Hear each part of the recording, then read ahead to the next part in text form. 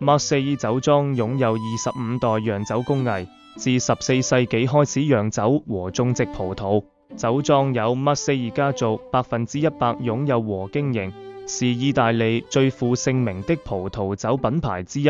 Villa Marcello 酒莊是馬塞爾旗下其中的品牌，位於 Treviso DOC 法定地區，面積57公頃，其中26.5公頃是葡萄莊園，主要種植用來釀造 Prosecco 氣泡酒的品種。Prosecco 系列葡萄品種 Glera、Pinot Bianco。葡萄經過摘後於攝氏5度的不鏽鋼槽溫控發酵之後，使用特選酵母於密閉加壓的不鏽鋼槽進行2次發酵，密封時間長達60天左右。Brunellesimo DOC 2023，這款 Prosecco 呈現亮度草黃色，帶有複雜的梨子、花香和麵包皮的味道，酸度平均優雅，酒體飽滿，餘韻悠長。